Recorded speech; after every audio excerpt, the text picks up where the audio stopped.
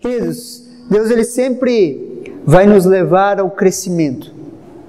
Em todas as áreas da nossa vida, queridos, Deus vai nos desafiar ao crescimento. Ele sempre vai nos esticar.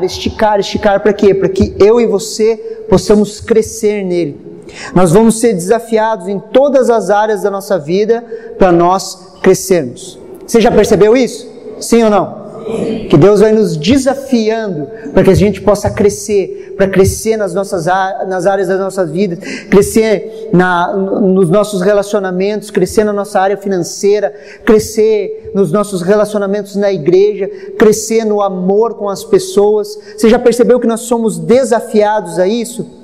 Queridos, crescimento ele sempre vai apontar para desafios, crescimento ele sempre vai apontar para romper limites, crescimento sempre vai falar do que? De dar um passo a mais. Crescimento sempre vai falar isso, queridos. Na academia de musculação, eu trabalhei muito tempo como professor de educação física. Na academia de musculação, crescimento, queridos, é aquela repetiçãozinha a mais. A pessoa não aguenta mais ser como professor, personal trainer, você fala, mais uma, vai, o cara está lá, completou. Terminou mais uma repetição. E essa última repetição, ela vale muito mais do que as anteriores. Por quê? Porque ele foi um pouquinho além daquilo que ele já estava fazendo. Crescimento é isso, queridos. É sempre dar um passinho a mais daquilo que nós já estávamos fazendo. E essa noite eu creio, queridos, de todo o meu coração, que Deus vai desafiar a mim e a você a darmos um passinho a mais. Darmos um passinho a mais em fé, darmos um passinho a mais em amor, dar um passinho a mais em um crescimento para mais perto do propósito de Deus para as nossas vidas. Você acredita que Deus tem um propósito para a sua vida, sim ou não? Sim. Você acredita? Você acredita que você nasceu para resolver ou solucionar um problema? Sim. Propósito é isso, queridos. Deus te colocou características específicas na sua vida para quê? Para você solucionar um problema. Aquilo que só você consegue fazer. Existe algo, queridos, dentro de você que é só você que consegue resolver. Isso se chama propósito. É o lugar exato, na hora exata, no momento exato, aonde as qualidades que você possui, que Deus tem colocado em você, elas se manifestam. Um peixe, queridos, não pode ser classificado pela sua capacidade de subir em uma árvore. Um macaco, ele não pode ser classificado pela sua capacidade de mergulhar. Você consegue me entender? Muitas vezes classificam a gente de forma errada, queridos, mas existe algo dentro de você que só você pode fazer. E naquilo você vai ser expert. Isso se chama propósito. E sempre quando nós falamos de propósito, o que acontece? Deus nos faz dar um passinho a mais. E eu creio que essa noite, queridos, nós vamos ser desafiados, queridos, a dar um passinho a mais.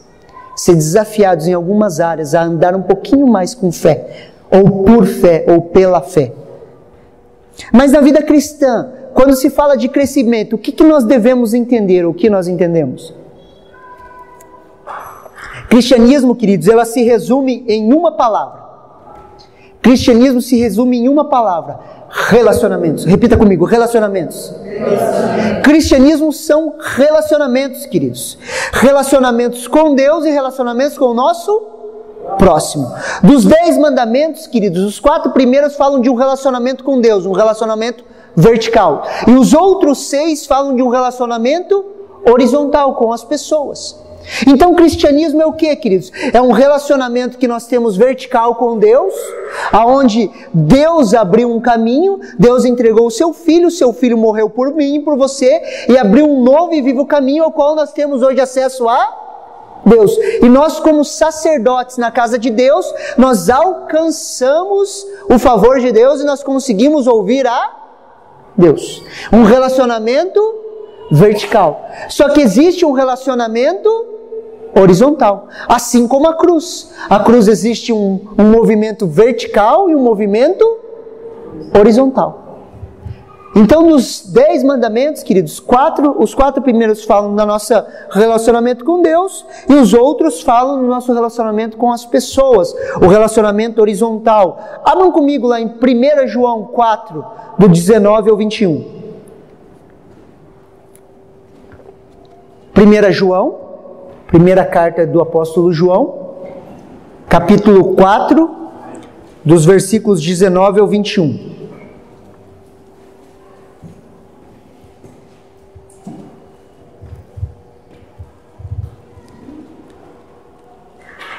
Olha o que a palavra de Deus fala. Nós o amamos a Ele porque Ele nos amou primeiro.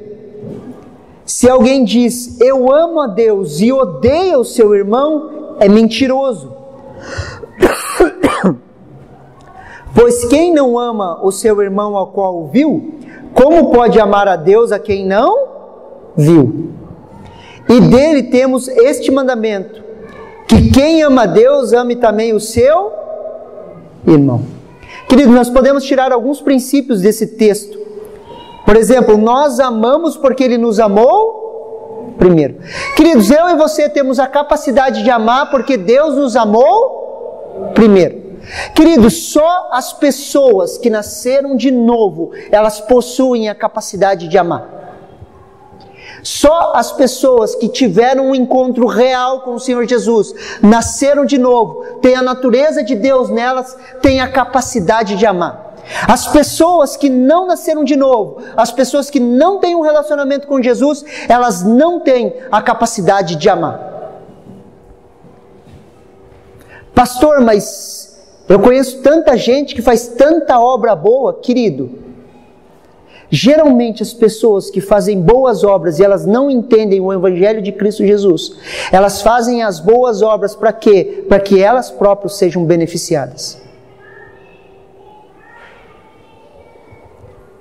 Queridos, muitas pessoas fazem boas ações para que no final elas sejam beneficiadas, e isso não é amor. Você consegue me entender? Somente aqueles que nasceram de novo, aqueles que têm um relacionamento com Deus, eles podem expressar o verdadeiro amor. As pessoas que não nasceram de novo, elas não amam. Quando Ele nos amou, quando que Deus nos amou? Apocalipse 13, 8, olha o que esse texto fala. Apocalipse 13, 8 fala assim: adoraram-na todos os que habitam sobre a terra, esses cujos nomes estão escritos no livro da vida do Cordeiro, que foi morto desde a fundação do mundo.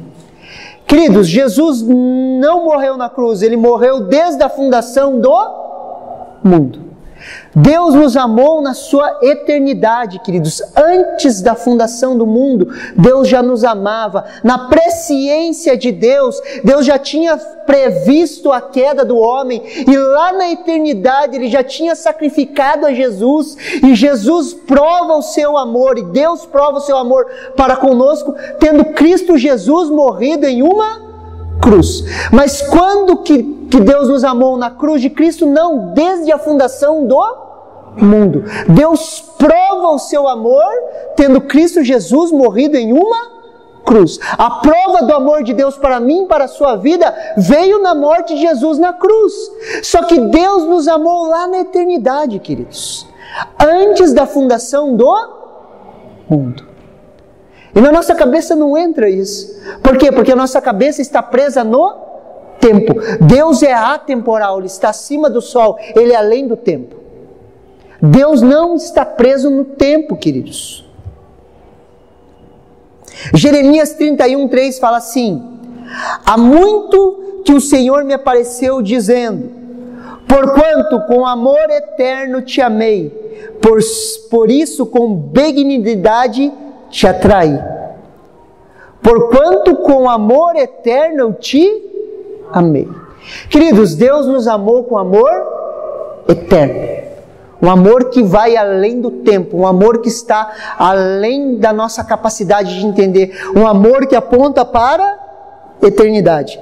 Então, na eternidade, Deus já nos amava, queridos. Você pode dar um glória a Deus por isso? Glória a Deus. Você consegue entender? Você é muito amado por Deus. Você é muito amado por Deus. Mas como eu posso crescer nesse entendimento do amor vertical? Como eu posso amar mais a Deus? Como que nós podemos amar mais a Deus, queridos? Primeiro, entendendo quem eu era. Quando eu começo a entender quem eu era sem Jesus, queridos, quando eu começo a ver como eram as minhas emoções, os meus pensamentos, os meus sentimentos, tudo que eu fazia sem Jesus, eu começo a entender que eu sou uma nova criação, criada em Deus para as boas obras. E eu começo a ver quem eu era, e eu começo a me comparar com quem eu sou hoje, eu começo a ver as coisas que eu fazia antes, com as coisas que eu faço hoje, e isso vai enchendo o meu coração de gratidão. Muito obrigado, Jesus, pela tua obra na minha vida. Você consegue me entender? Ou você era uma pessoa boazinha, gente boa, politicamente correto, você fazia todas as coisas certinhas? Ou existem coisas terríveis que você fez no seu passado, que você tem até vergonha de falar? Você tem isso ou não? Então, quando nós começamos a ver quem nós éramos, nós começamos a entender a obra redentora de Jesus, que Ele apagou os nossos pecados, Ele nos fez nascer de novo. Eu começo a olhar a vida que eu tenho, o que eu vivo hoje, eu começo a olhar as mazelas que Ele me tirou, daquele tremendal de lama que Ele me sacou, daquela desgraça de vida que eu vivia. E a vida que eu vivo hoje, queridos, eu tenho que amar esse Deus. Eu olho para esse Deus e eu não consigo não me apaixonar por Ele. Eu olho para a maneira que Deus trata a minha vida, a vida da minha família, não tem como eu não amar esse Deus. Seria uma loucura minha desprezar essa obra, seria uma loucura minha não levar em consideração essas coisas que Deus fez por mim. Se eu entender o novo nascimento, queridos, não tem como eu não amar esse Deus. Não tem como a cada dia eu começar a levantar os meus olhos para o céu e falar: Deus é bom. Deus é bom na minha vida. E quando eu começo a meditar nisso, a nova identidade que eu tenho, o propósito, Deus me trouxe um propósito, Ele me deu um sentido de vida. Antes de eu conhecer a Jesus, eu não sabia para que eu vivia. Eu vivia um dia, eu vivia por viver, e hoje eu vivo por um propósito, eu vivo por um sonho do coração de Deus, eu vivo por uma viva esperança. Jesus vive. Amém. Eu tenho vida, eu tenho esperança. Aleluia. Aconteceu com você também? Sim. Tem como não amar esse Deus? Não tem como. E quando eu começo a meditar nessas coisas, queridos, não importa a circunstância que eu estou vivendo hoje, por pior que a circunstância esteja, é muito melhor do que eu vivia antes. Eu estava afundado em um tremendal de pecados, eu não tinha acesso a Deus, eu vivia sem Deus no mundo, e hoje eu tenho vida, e tenho vida em abundância. E quando eu começo a meditar nessas coisas, não tem como eu não declarar o meu amor por Deus. Você consegue lembrar a pior coisa que você fez na sua vida, que te dá vergonha de contar? Lembra aí. Você consegue lembrar, crente, ou você não tem? Você tem? Sim. Você consegue lembrar? Isso foi apagado pelo sangue de Jesus, porque nós estamos aqui. Se eu estou aqui, eu fico feliz. Você não fica feliz? Sim. Ou você não tem vergonha do teu passado? Então nós ficamos felizes, nós começamos a olhar: Deus apagou o meu pecado. Glória a Deus por isso. Aleluia. Imagine se passasse a tua vida antes de Jesus aqui no telão agora, nesse exato momento. Você ia sair correndo pelaquela porta. Ou você ia ficar aqui e encarar? Só que tudo aquilo foi jogado no mar do esquecimento. Tem como não amar esse Deus? E quando eu começo a meditar nessas coisas, queridos, eu começo a entender a obra redentora de Jesus, eu começo a entender a salvação, não tem como eu não amar esse Deus. O amor, esse amor, ele começa a me envolver, começa a mexer comigo, que eu quero gritar lá na rua para as pessoas virem aqui para dentro conhecer quem é Jesus. Ontem no teatro você não deu vontade de sair pulando, gritando? Eu fiquei com vontade de sair correndo para essa colônia, berrando que Jesus é bom. Você não ficou com vontade? Sim. Eu dei uns pulos aqui na frente, eu dei uns gritos aqui na frente. Dá vontade de sair correndo. Se tivesse mais espaço, a gente ia sair correndo, rodando, rodopiando, dançando, pulando. Por quê? Porque Deus é bom. Essas são as expressões, queridos, não tem como se conter. Às vezes a gente está jogando bola, os homens, você está jogando bola, o jogo está difícil, você faz um gol, você sai gritando igual um louco, pula, e daí dentro da igreja você fica igual um poste. Jesus vale muito mais que um gol, querido. Em final de campeonato, valendo aquela tubaína que todo mundo queria tomar. Você consegue me entender? Quando eu começo a meditar nessas coisas, queridos, eu começo a entender e começo a crescer nesse relacionamento com Deus. Então nós entendemos o primeiro e grande mandamento. Agora vamos para o segundo. Fala assim comigo, eu quero dar um passo a mais. Agora você falou, queridos. Prepara a cabeça aí. Amém?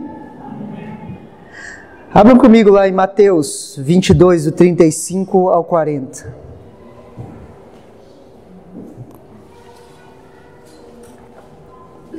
Mateus 22, do 35 ao 40.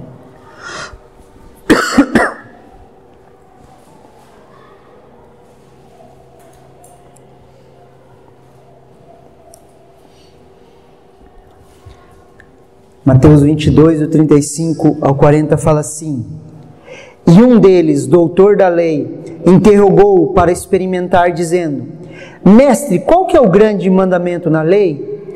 E Jesus disse-lhes: Amarás o Senhor teu Deus de todo o teu coração, e de toda a tua alma, e de todo o teu pensamento.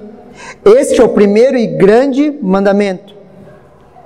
E o segundo, semelhante a esse, semelhante, os dois são iguais, eles estão no mesmo nível, não existe um acima, outro abaixo.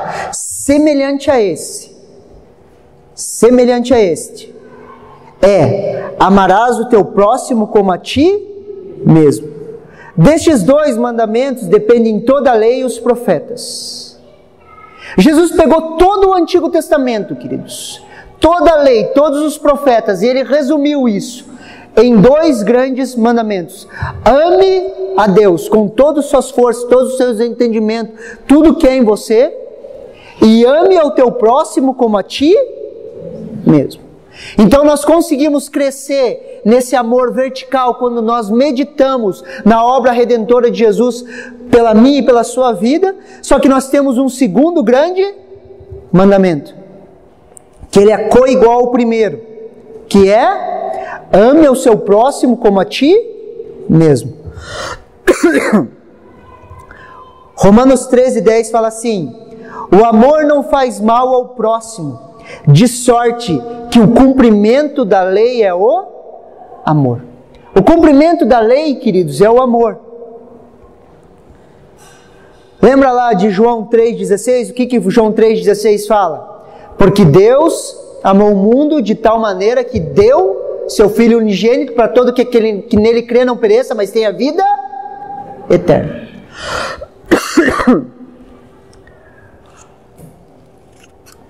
Quando eu entendo esse versículo, eu começo a entender o amor vertical. Deus me amou de tal maneira que Ele deu. Agora abram comigo em 1 João 3,16. 1 João 3,16.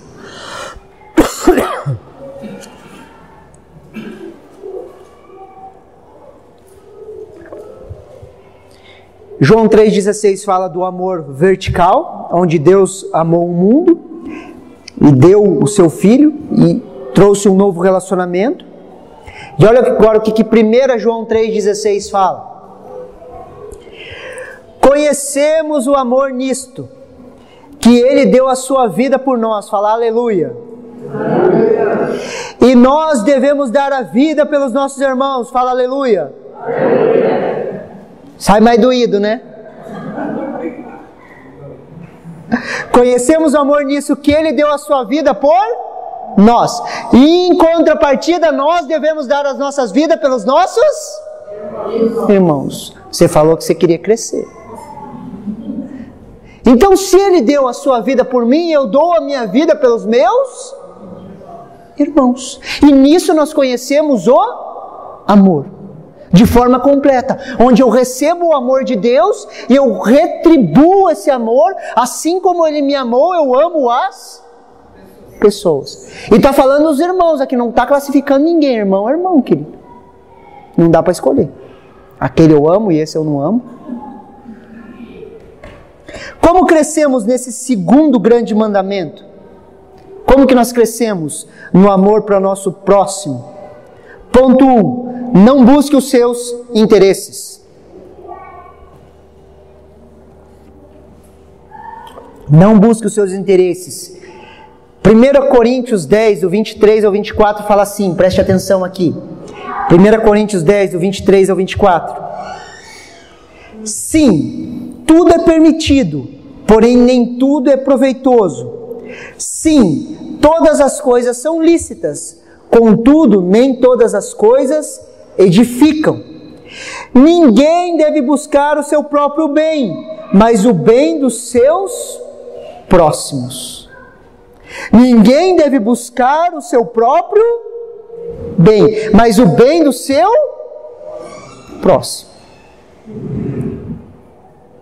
Ser igreja, queridos, não é buscar os meus interesses. Ser igreja não é buscar os meus interesses. O que essa igreja tem para me oferecer? Nunca foi, queridos. Igreja não é supermercado, aonde eu chego, escolho o que eu quero e vou embora.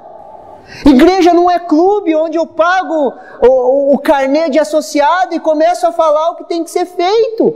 Nunca foi e nunca vai ser. Igreja é o lugar, queridos, onde Deus nos coloca para nós morrermos. Por quê? Porque Deus não nos chamou para andar feridos nessa terra, Ele chamou para andar morto. Morto. Nós morremos em Cristo Jesus. Você já chutou um defunto? Já chutou cachorro morto? Se você chutar um cachorro morto, o que ele vai fazer? Se ele chutar um crente morto, o que o crente vai fazer? Por quê? Porque está morto em Cristo Jesus. Quer lugar melhor do que a igreja para nos matar? Onde nós começamos a nos relacionarmos. Daí tem um irmãozinho que gosta da parede branca, tem outro que gosta da parede preta. Daí um gosta de molho no cachorro quente e o outro não. Daí a gente começa a se aprofundar nos nossos relacionamentos, queridos. E nós começamos a morrer.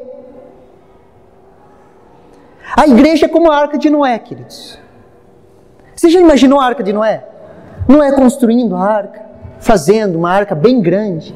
Daí entra a bicharada na arca. Daí a gente vê aquelas fotos de criança, sabe, EBI? A gente coloca aquelas fotos e a gente fica imaginando que era uma coisa bonitinha assim, né? Agora imagine tudo aqueles bichos dentro de uma arca.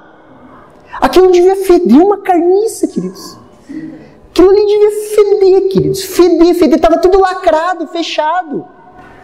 Tudo úmido, tudo que você andava era úmido. Por quê? Porque tinha água por tudo que é lugar, um fedor. Só que era o único lugar da terra que tinha vida. E assim é a igreja. Às vezes nós achamos dificuldade dentro da igreja, nós começamos a nos deparar com defeitos da igreja, nós começamos a nos deparar com defeitos dos nossos irmãos, e nós começamos a pensar, igreja. Sai para fora para você ver, você não acha vida, você vai morrer afogado.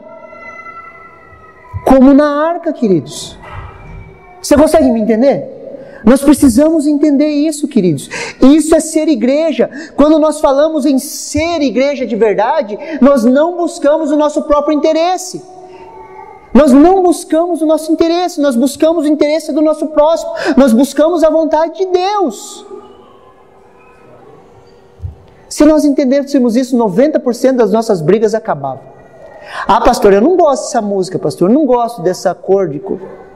Você está buscando o teu interesse, o que é para você.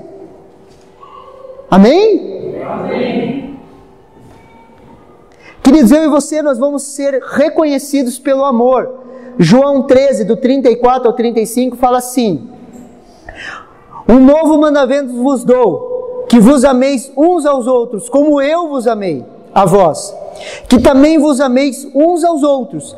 Nisto todos conhecerão que sois meus discípulos, se amardes uns aos outros. Aqui, aquilo que já estava meio complicado, Jesus dá um upgrade. Primeiro ele fala: ame o teu próximo como a ti mesmo. Talvez você não se ame tão bem assim, você se trata um pouquinho mal, você acaba tratando mal os outros. Por exemplo, se você é autocrítico, você se julga muito, você julga você e você julga os outros. Jesus vai dar uma consertadinha, ele fala assim: ame ao teu próximo como eu vos amei. E como que foi o amor de Deus para nós, o amor de Jesus para nós? Ele nos amou até a morte de cruz. Aqui ele dá um upgrade, aquilo que já não estava tão fácil, ele dá um passinho a mais. Fala: vocês não vão amar os outros como vocês se amam, vocês vão amar os outros como eu amei vocês. Aí ele dá um passinho a mais. E daí quando ele fala isso, ele vai falar que nós vamos ser reconhecidos pelo amor. A igreja verdadeira de Jesus Cristo, queridos, não vai ser conhecida pelo seu marketing, não vai ser conhecida pela sua eloquência, não vai ser conhecida pelos seus prédios bonitos, não vai ser reconhecida pelos seus eventos, não vai ser reconhecida pela sua programação, não vai ser reconhecida pela sua tradição, não vai ser reconhecida por aquilo que eles fazem, mas vai ser reconhecida pelo amor, pela maneira que nós nos tratamos. E quando nós começamos a entender isso, queridos, nós começamos a dar um passinho a mais. Assim vamos ser reconhecidos como discípulos de Jesus, queridos. Nós não vamos ser reconhecidos como discípulos de Jesus porque nós expulsamos demônios, trazemos sinais, prodígios, maravilhas, oramos em línguas, pessoas são curadas quando nós oramos. Nós vamos ser reconhecidos como discípulos de Jesus quando nós nos amamos. As pessoas vão olhar e vão falar: eles andam com Jesus. Eles andam com Jesus. E nós vamos ser uma igreja reconhecida pelo amor, queridos. Falam amém, crente? Amém. Nós vamos ser reconhecidos como uma igreja que ama, queridos. Que ama, queridos. Qual é o padrão que eu tenho usado para o amor? Você já se fez essa pergunta? Qual o padrão que eu e você temos usado para o amor? Quando nós começamos a nos relacionar com as pessoas, queridos, de forma profunda, e nós buscamos relacionamentos de forma profunda, nós somos uma igreja que busca relacionamentos de forma profunda, amém? Relacionamentos de forma profunda nos curam, queridos. Quando nós nos aprofundamos nos relacionamentos, quando nós nos aprofundamos nos relacionamentos nos grupos familiares, quando nós nos aprofundamos no nosso relacionamento entre nós, queridos, nós começamos a ser curados, queridos. Só que por outro lado, nós começamos a ter uma lupa. E nós começamos a olhar as pessoas com uma lupa, queridos, cada vez mais de perto. E quando nós olhamos as pessoas com a lupa, nós vamos ver que todos têm defeitos. E quando nós começamos a nos aprofundar nos relacionamentos, nós vamos ver que nós temos defeitos. E daí cabe a decisão de nós nos amarmos nas nossas imperfeições.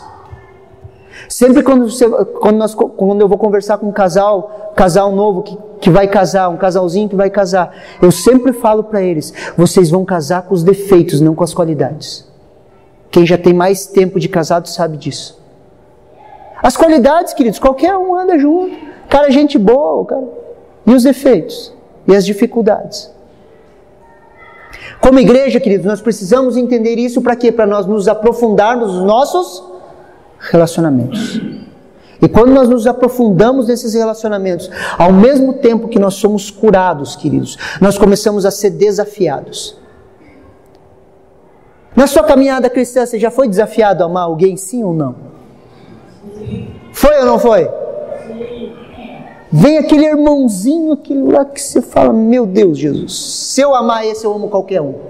Me ajuda, Jesus. E daí o irmãozinho, ele gosta de sentar bem do teu lado no culto. E daí você fica ali: Deus. Queridos, Quando nós começamos a nos relacionar com as pessoas, queridos, nós começamos a desenvolver essa faceta do amor. E nós precisamos deixar esse amor trabalhar nas nossas vidas. Você está me entendendo? Como crescemos no segundo grande mandamento? Ponto 2. Aprenda a sofrer injustiças. Abram comigo lá em 1 Coríntios 6, do 4 ao 7.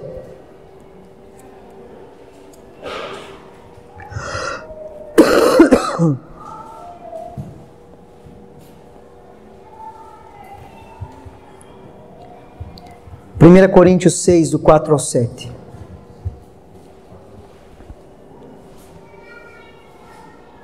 No contexto aqui, Paulo está tratando uma situação que os coríntios estavam tendo, de um irmão levar o outro irmão na justiça.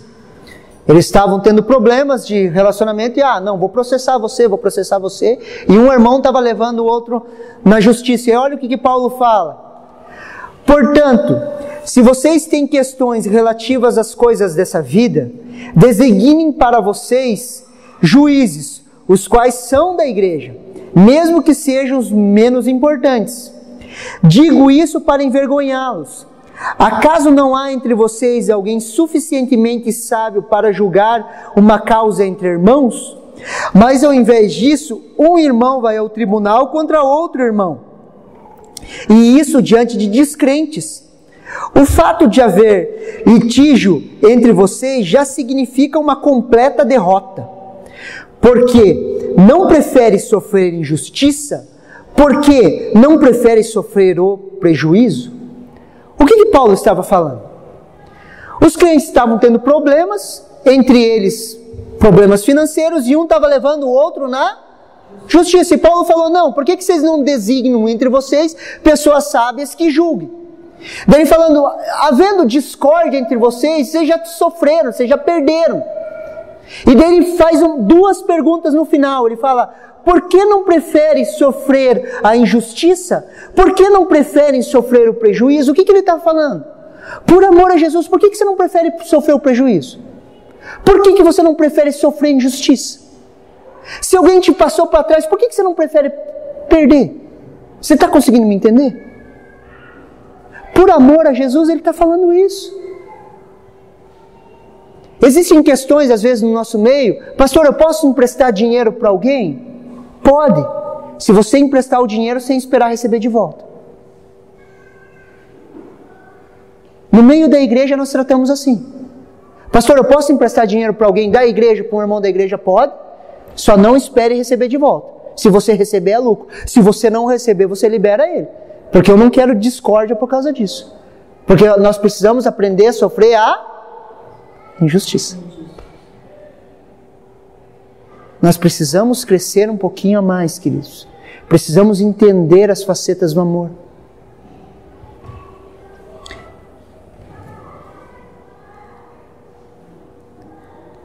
Sou crente, mas não sou trouxa, pastor. Já escutou isso? Sou crente, mas não sou trouxa. Se você é crente e não é trouxa, você está buscando os seus direitos. Agora, uma pergunta para você: quais os seus direitos? Se todos os seus direitos foram comprados na cruz do Calvário. Crente, você não tem direito. Seus direitos foram comprados na cruz. Agora você tem um Senhor. E se você entrar em guerra contra o seu irmão diante desse Senhor, o que ele vai falar para você? Perdoe.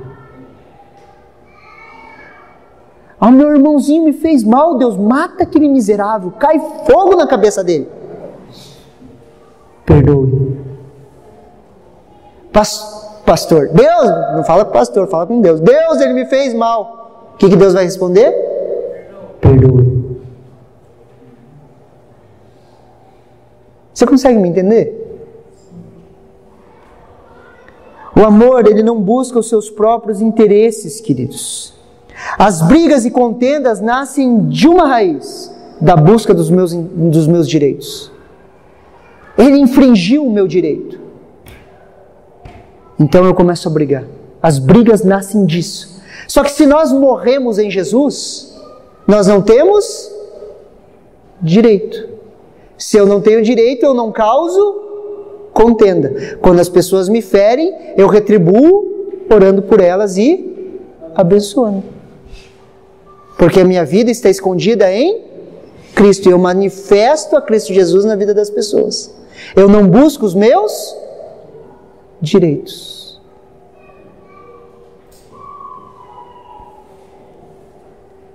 Quando isso aqui virar a chave, queridos, as pessoas vão reconhecer: Jesus está no meio deles. Aonde o amor nos consumiu, queridos. Onde o amor nos consumiu e nós só conseguimos amar as pessoas. Não importa o que elas fazem, nós amamos elas. Vamos voltar lá no começo? Lembra quem você era? Você feria todo dia Deus com seus pecados, com as suas injustiças, com a sua boca, com a sua maneira de viver. E mesmo assim Ele te amou.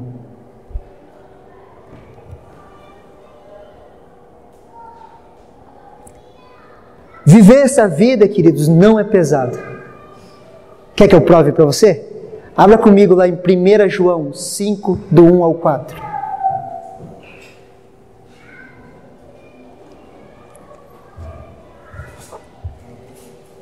Primeira João 5, do 1 ao 4. Se você gosta de rabiscar a tua Bíblia, rabisque esses versículos. Anote na mão, medite em casa. 1 João 5, do 1 ao 4 fala assim, preste atenção no texto. Todo aquele que crê que Jesus é o Cristo, é nascido de Deus. E todo aquele que ama o Pai, de igual modo, ama também o que foi gerado dele. Desta maneira sabemos que amamos os filhos de Deus, quando amamos a Deus e obedecemos os seus mandamentos. Porquanto nisto consiste o amor de Deus, em que pratiquemos os seus mandamentos. E os seus mandamentos não são penosos. Todo aquele que é nascido de Deus vence o mundo. E este é o triunfo que vence o mundo, a nossa fé. Os mandamentos de Deus não são penosos, não são pesados. Por quê? Porque nós vivemos uma vida de fé. Porque a nossa fé vence o mundo. É a palavra de Deus. O que eu sinto, pastor, isso é muito difícil. Isso é um pensamento humano. Ele é desfeito com a palavra de Deus. E a palavra de Deus diz que os mandamentos de Deus, eles não são penosos. Eu vivo com alegria os mandamentos de Deus. O apóstolo João acrescenta que os seus mandamentos não são pesados. Amar a Deus e, por consequência, amar o meu próximo não são mandamentos pesados. Quando eu entendo quem eu era e quem eu sou em Cristo Jesus, a gratidão transborda no meu coração e me leva a amar esse Deus e, com consequência, amar ao meu próximo.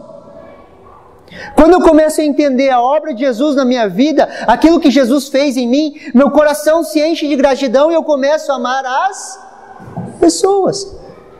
É uma consequência daquilo que eu vivo, queridos. Se eu entendo o que Deus fez na minha vida, queridos, por consequência eu começo a transbordar esse amor. Quer ver um exemplo? Deus te perdoou? Sim ou não? Sim. Te perdoou pouco ou muito? Muito? Muito?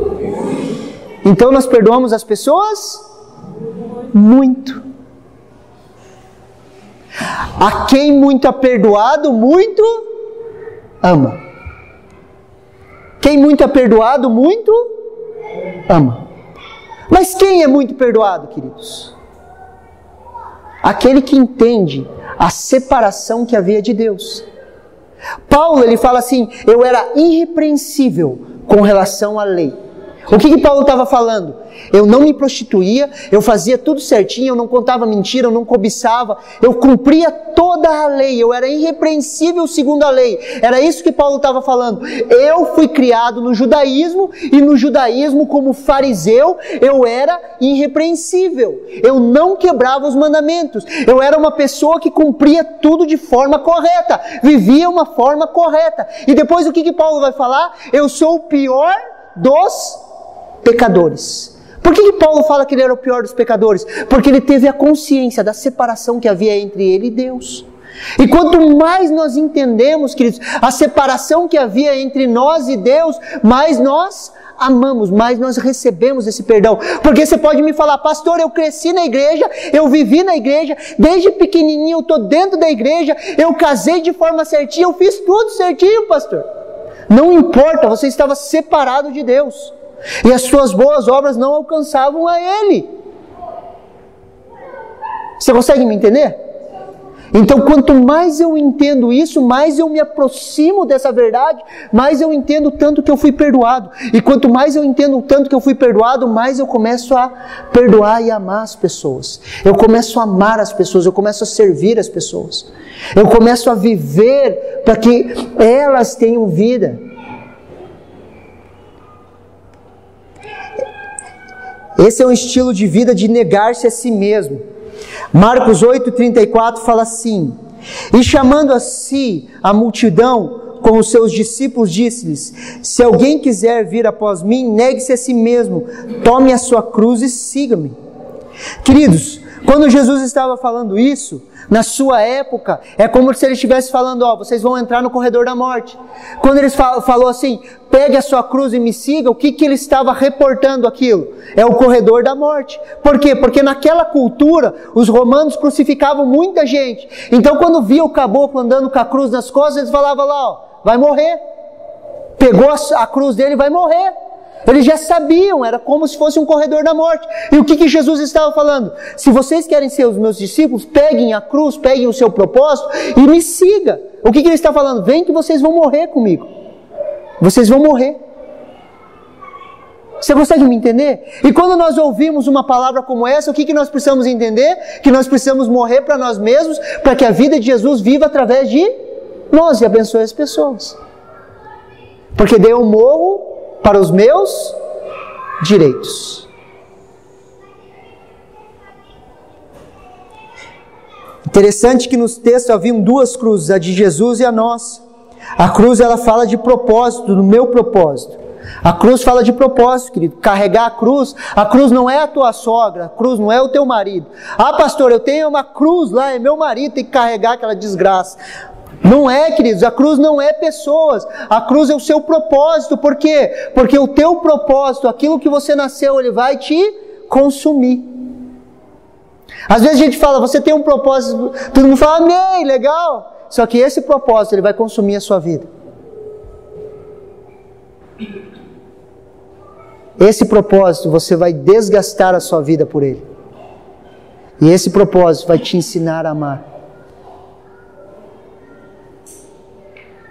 O ministério, queridos, o ministério que Deus nos dá na igreja, não é a igreja que precisa de você para o ministério, é você que precisa do ministério.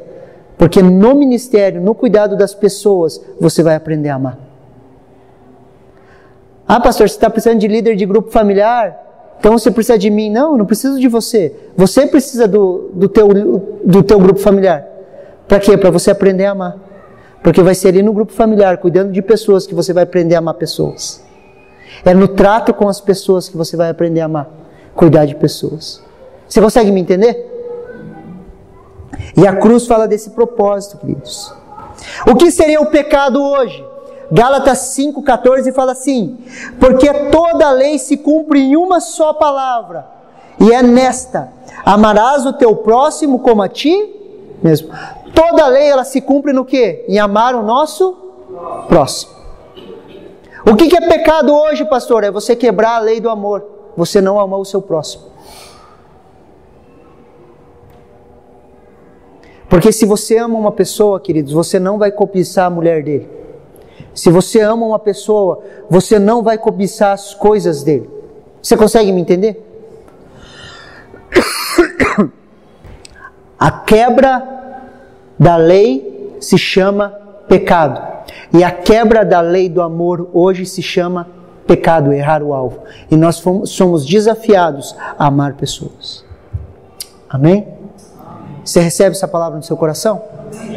Você recebe? Você recebe? Vamos nos colocar em pé?